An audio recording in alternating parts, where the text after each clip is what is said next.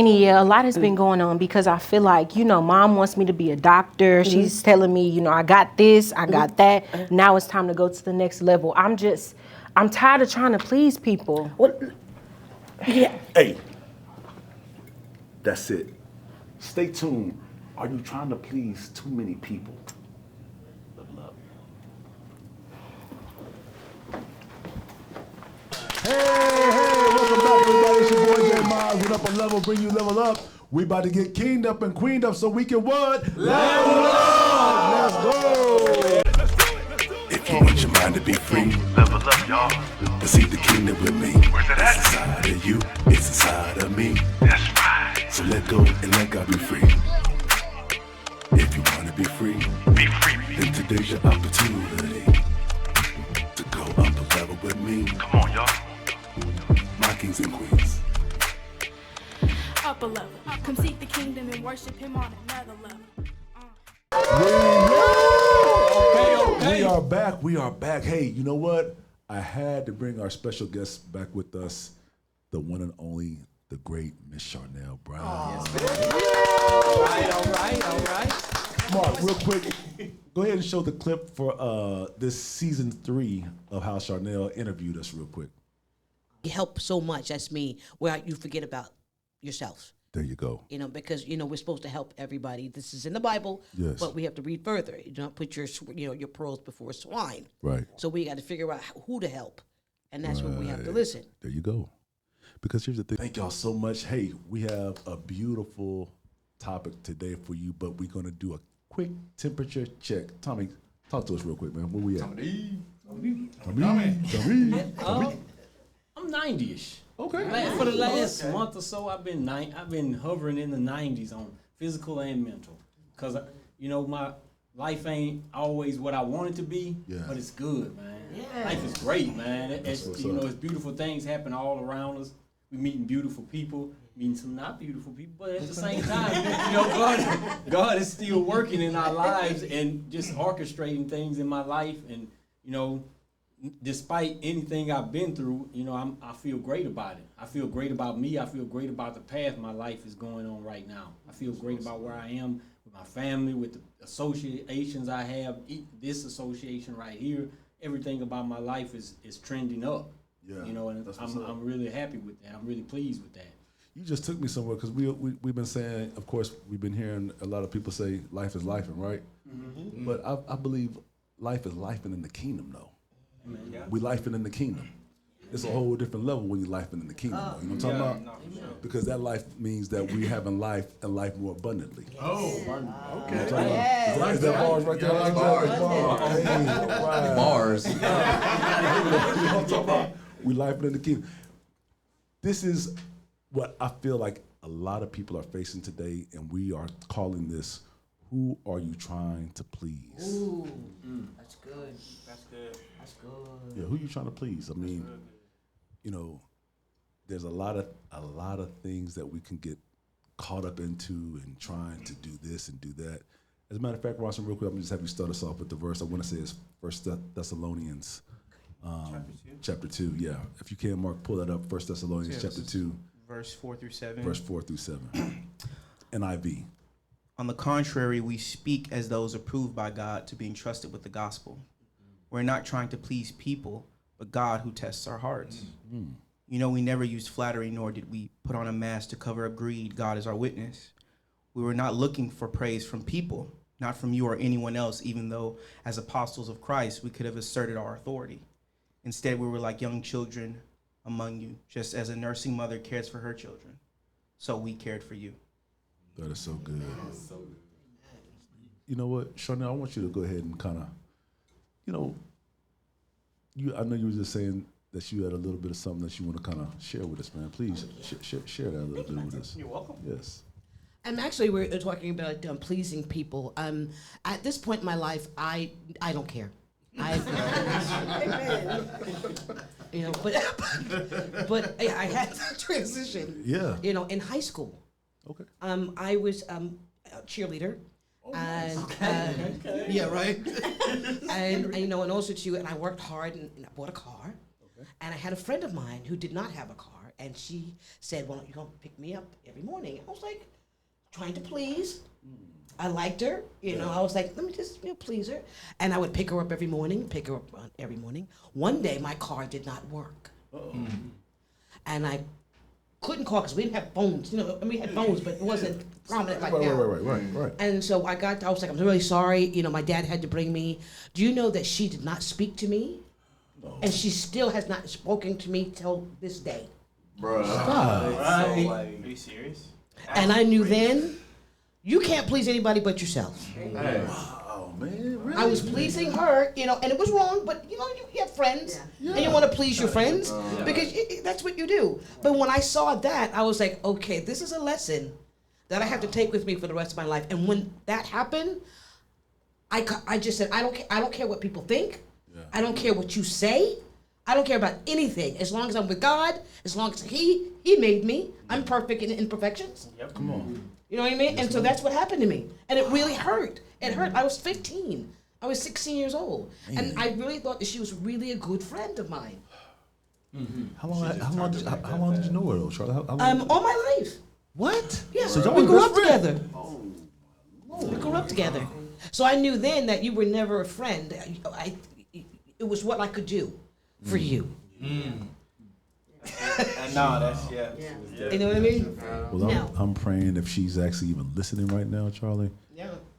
That she will know that, you know, there's still the love in God that God still loves her in spite of. You know what I'm saying? Yeah.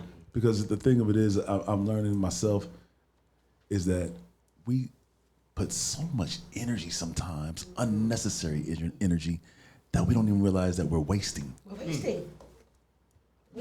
Waste. Who got someone that real quick? I'm gonna add on to that. I really don't care if you like me or not, man. Like I don't, because I said this in an episode like a long time ago. There's 8 billion people in the world. Somebody gonna like me. If 99% of the people in the world don't like you, that's 8 million people that still kind of rock with you. So like, bars. Thanks. Like it's not that important. But I think I was really hooked.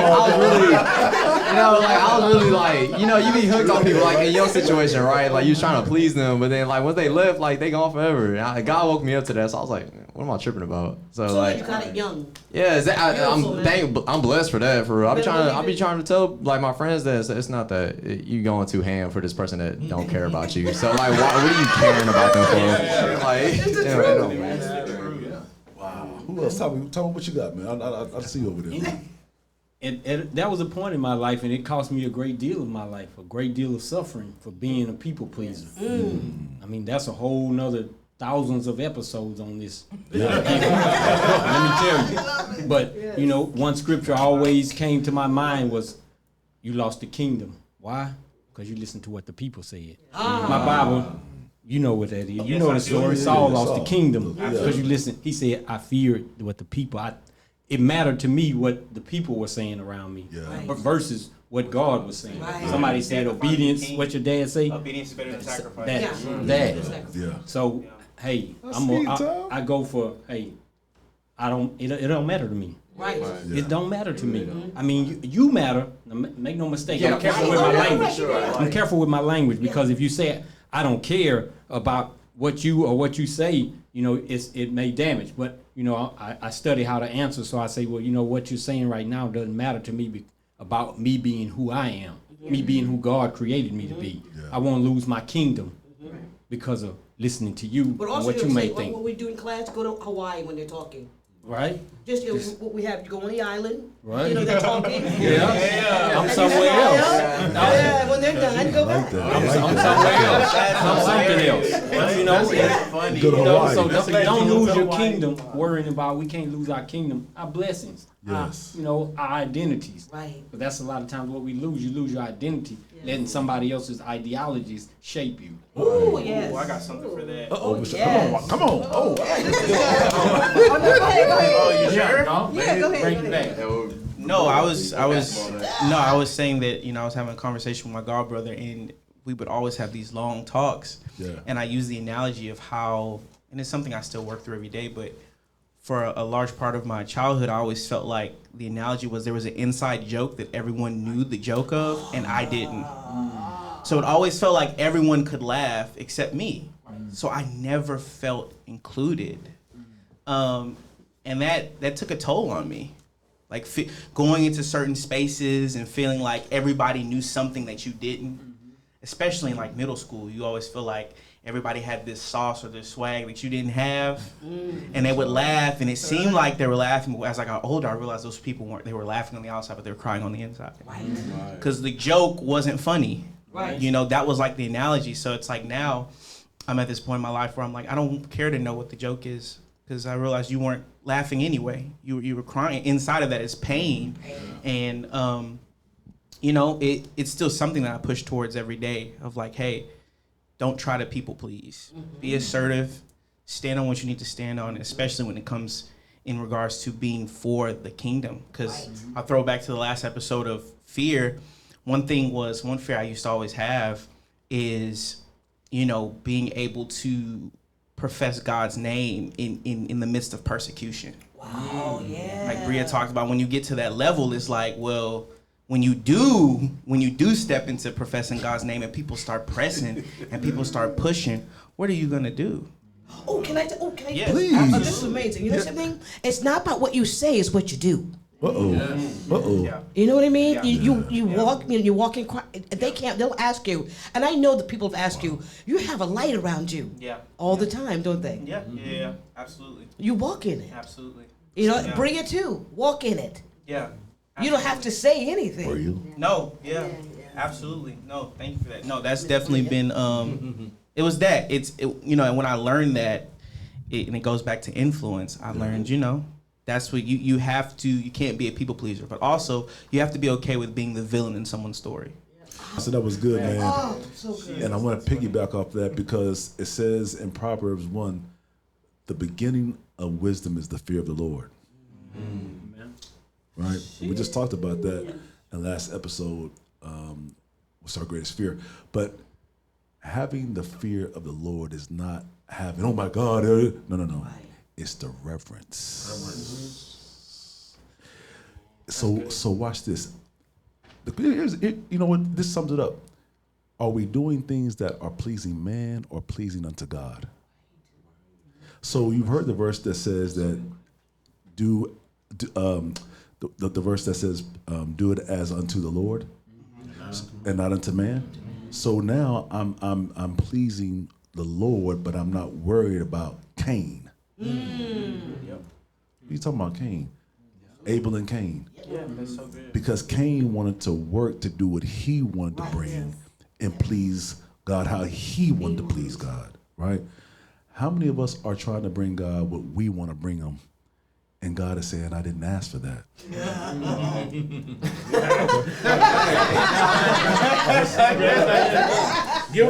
that all right, Mark? Woo! Mark, is that all right? That's okay. crazy. Let's shift it a little bit, real quick, John. Martha and Mary. Mary is sitting at the feet of Jesus, while Martha is in the kitchen looking at her crazy. Because she's trying to still please Jesus. That's so good. I know the story. That's so good. And it's like, okay, you see I'm in this kitchen, girl. What's up? Okay, I'm trying to please our Lord and Savior. Okay, what you got going on for yourself? Okay, what's up? You know what I mean? What you doing for your own self? Okay, Mark? While Mary was choosing to do the best thing, was just being right there in the presence. And I believe you said, John, in the last episode, you fear you don't want to ever leave that presence. That's and everything is in this presence. And didn't Moses say, Lord, I don't want to go unless your presence is there? Yeah, that's it. That's it. That's it. Bree, I'm sorry, Bree, you had something over there too for us. I'm sorry, Miss B. Come on, Sister B. Come on, Sister B. This too, man. Y'all saying that good stuff. I believe I wanted to speak based on what Charnele said about Auntie Charnele. What she said about her friend, you know, acting as if she didn't know you because life happened to you. Right. And when life happened to her, you were there for her. Exactly. And it made me think about how I think as believers, or let me stop speaking for y'all, I'll speak for myself. Sometimes I can confuse people pleasing with loving my neighbor as myself.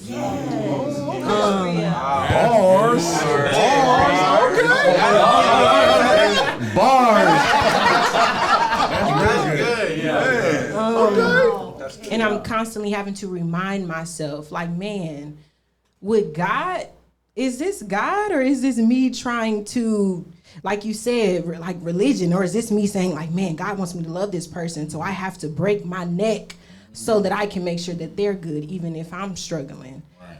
And so recently I have been studying what love is.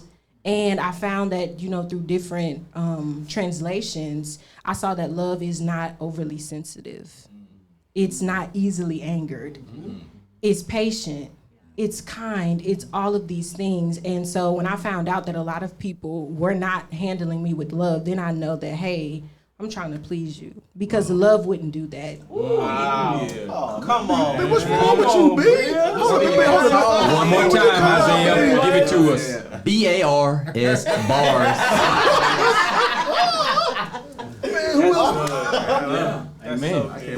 Who else got something on that, man? Please. Jakar, come on, Jakar. Come on in here, man. I got a story that happened to me. Like, I was very much a people pleaser all my life, to be totally honest, which is not good, you know. But I when I was about 20 years old, I had got my first place. 2021, got my first place, and I think I always thought I could help everybody out. You know, everybody always came to my place because it was comfortable. You know, it was fully furnitured. You know, I used to cook for everybody and stuff.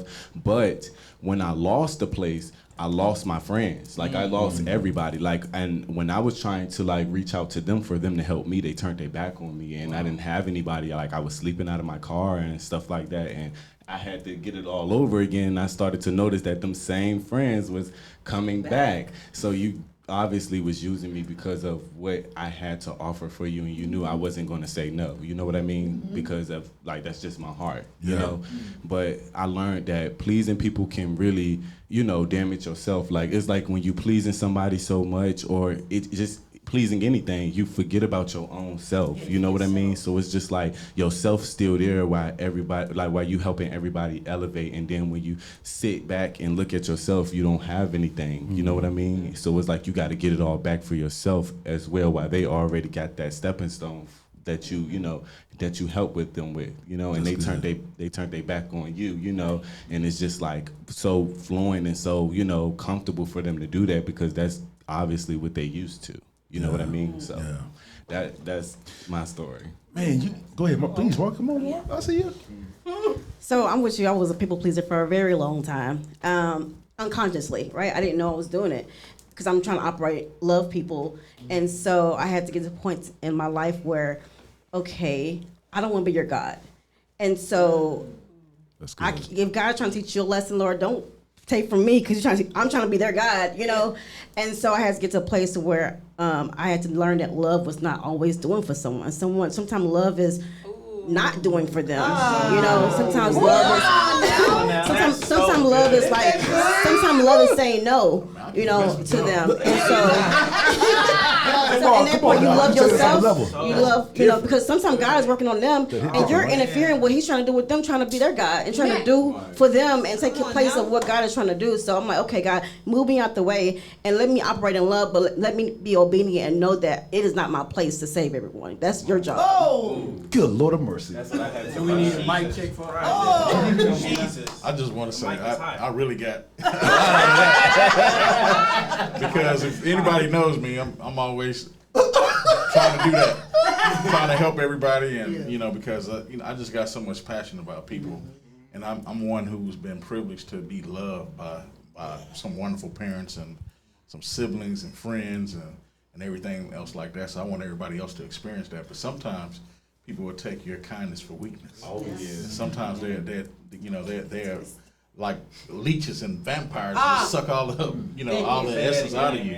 You know, and so but I've had a couple of situations like that where I tried to be superhero and God was like saying, I didn't ask you to do that. Yeah. You know, I did that out of my own mind trying to do what He said. That's why we gotta let God be God and fall back sometimes. So I really appreciate what y'all shared, because that just really blessed me right now. It made me think about all the things that I'm always trying to do good, do good. But then, sometimes it blows up in your face. That's why we got to be spirit led. Sometimes God be like, let me take a step back. Go ahead. Okay, yeah. I'm learning something today. I'm learning something today too. I love what you guys said, because we do that, and I used to do that, where we get in God's way. They had a lesson, a journey, and we feel that we need to cut their journey off because we're God, and we do have a God-like complex. It's terrible. It is so true. So I know where you are. I tell you a story real quick. I had a friend of mine who during the time of Different World, I paid his rent for a year. He said he needed money for rent. See? Okay, I'll pay it for the year. Then he can get his money together, accumulate it. He came like maybe 5 or 6, 7 years later to class here, and told the same story, that he was still going out of the window because he couldn't pay his rent. Wow. And that was a year. But I was in the way. God didn't say to pay his, like you say, he didn't say to pay his rent. I thought I was doing it out of what? Out of love. Wow. But really, we may have been doing it out of pride. Not even knowing it. Not even knowing it. Nah, that's all. That's who. Well, no, because I've dealt with that, walking in that savior complex. Right. Yes. But that's self-righteousness. Yes. That's been that really spoke to me, because I'd have conversations with my friends. And one of the things that I always dealt with from a kid was self-righteousness. Like being always in a position to where people are holding you to this certain esteem and they're listening to you whenever you talk. The go-to guy. Yeah. The go-to. They push you out in the front and they want you to speak and they want you to be this and that. And sometimes you can fall in that self-righteous place, but you base your purpose off of that. Yes. And instead of getting your validity and your purpose from God and just being a son to him, you feel like you have to be a warrior for yourself or a general for yourself, because you feel like if you lose that, then you lose somebody who's for you. Bars. And I think that's why sometimes we can say life is so heavy, because we're carrying things that we're not supposed to carry. Come on now. It's like, well, you get that's not your load to carry. Why are you carrying that? Energy vampires. I've had to boundaries. That's been my word. Boundaries. I had to tell myself it's okay to set boundaries. It's okay for me to say no. It's okay for someone to call me and be like, I'm not gonna pick that up. And now, instead of being passive like I used to, it's one of those things where I'm working on saying, hey, I just don't feel like talking right now. Can you give me some time? I'm just not in the mood to have and it's so funny because, and we're working through it, but you have those moments where you're standing right there and you're like, okay, I can do this. And sometimes you don't. But that's just working through it. But you realize the test is you find out who's really in your corner when people don't respect those boundaries. And they have something to say about you setting boundaries. It's like, I'm just doing this to protect my peace or to protect my mental health. Guard your heart. And you realize, though, that it's a test, because if people can't respect your boundary, then do they really respect you in the position of being your friend? That's good. And it gets lonely, y'all. It gets lonely. That's a whole other episode, 5,000 episodes. Walking with God can get so lonely. At one point, Jesus was alone. At one point, he had to be there in loneliness. When you feel like, I heard a pastor say, where do heroes go when they bleed? Or where do generals go when they bleed? You pour into people and pour into people and pour into people, and then you're empty. And when it's time for you to drink on what's supposed to be inside of you, there's nothing left. Can I tell you why? Because there's not many fathers. It talks about it in the Word in 1 Corinthians that there's a lot of teachers, but not many fathers. That's a whole different. That's a whole different episode. I'm sorry. That's a whole different. What you got, Sister B? Come on, B. At this point, nothing. I wanted to just stay on the topic because What you said all that good stuff. All that good stuff. But no, it just made me think about how I think people pleasing also distracts you from your walk with God. Because I feel like I was in a situation where you like meet people and you're like, okay, well, they don't really have this relationship with God like I do. So I have to be that for them. Right. No. No. And I was in that situation, and I had to realize that, like you said, love is knowing when to let go. And I've been in a situation where literally me letting go was me telling this person, I still love you. And when I was able to talk to this person again, this person told me, man, I started doing this, I started doing that. And I'm like, I'm doing better too. And I felt so, I felt so loved. Oh my gosh, am I crying? No. Okay. I felt so loved by God because I was like, man, I was scared to walk away from this. But because I walked away, you introduced me to a version of myself that I never knew because I was stuck in this situation. But because I loved myself, I love God, and God told me it's time for this to end. I said, okay. And I trust that even when it gets lonely, you still gonna be there with me. So knowing that people pleasing, I feel like it just only leaves you feeling desolate when God is there to continue to fill you up. You don't have to feel that way. Oh, I got something to that. And that's just one little thing. I'm just saying, ain't it wonderful? What a wonderful privilege it is to be loved by God. Huh? That He cares so much for you to be able to block something from you for you, right? You know, in the long run. So it's just He's so amazing. That's why we gotta just really trust Him with everything that we have, because He knows our future. He holds our future, and sometimes we want these certain things and we want it this way, but He's like, no, just wait, have patience. And he loves y'all both, right? You know, to do that. So that's just a wonderful thing. So I just have to share. No, it's what a privilege to have mercy from God. Because it gets to a point to where, you know, we had an episode where it was like, you know, favor isn't fair. And I think at some point when God has chosen you, you're gonna be alone whether you like it or not. You better believe it. It's either God gives you the choice to distance yourself and to create a space for Him to work in your life. And when you're stubborn, thankfully, because He has mercy, He gives us mercy and He has grace. Thank God for that. He does it for us. We cry, we may throw a tantrum, we may kick and scream, but in the end, we'll know we're always thankful that He did it. So that right there hit me, because I feel like I'm in that season right now. And it's so funny because God is so good, because when you feel like you're alone, He puts you in the midst of people. But it's only after you let go, and it's only after you say yes. Because if she wouldn't have came and told me to come here, I'm not even gonna lie, man, I was nervous. I was like, do I really want to do this? And if I wouldn't have said yes to disconnecting, I wouldn't be here. Wow. And it's been a huge change in my life so far. Wow. Isn't obedience wonderful? It's better than sacrifice. Oh, it's so wonderful. And you know so good. He just took me somewhere, Charlie, is the fact that I thought about Jesus when He was 12 and how His parents was looking for Him, right, in the temple. And they were looking for Him so vigorously, like, man, where is Jesus at?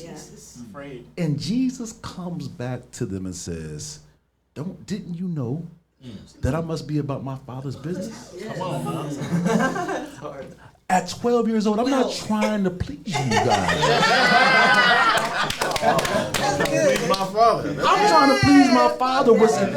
But what did Jesus say? What does Jesus also say? He says this. He says, I only do and see what I see the Father saying, what I see the Father doing. And that's where we have to get to the place to where we are only mimicking what Holy Spirit is giving us permission to say and do. Undo. That's a big one. Undo. Oh yeah, the whole 3 episodes. Because again, we could be hearers and not doers. There you go. We're so busy trying to do for somebody else, but not doing what God said to do. And sometimes that doing requires suffering. Yes. Oh, definitely. And if you're not willing to suffer, But what did he say? Count it all If you can't Come on suffer now. with, come on now. James. Count it all If you Count it can't all suffer joy. with me, how can you reign with me? Exactly. Oh, y'all better It says stop it in the word. It says it in the word. You're gonna have to go through something. Yeah. And here's the thing, and I'm gonna close real quick on this, is the fact that we think just because, Jesus has done the finished work, which he has, we're co-laborers with him. So you still have to pick up your cross and follow him. That's why he sent Jesus in this form of man. Yes. So that To we can show go us through that. Yeah, so we can see the suffrage of looks the like. sovereignty. See the suffrage, We can see him suffer can like see we it. suffered. That's crazy. And I like what y'all said about having to be alone, isolate. Here's the thing. Sometimes you got to go even deep underneath to go back up. Rock You bottom. gotta hit a couple rock bottoms. Hey, the way up is down. The way up is down. I love that. This episode has blessed you. Please leave a comment, subscribe, like. If we're leveling you up, subscribe. Let this be known, because we are here for the change, because you are the change for such a time as this. Until next time, what we gonna do? If you want your mind to be free, level up, y'all. To see the kingdom with me. Where's it at? It's inside of you. It's inside of me.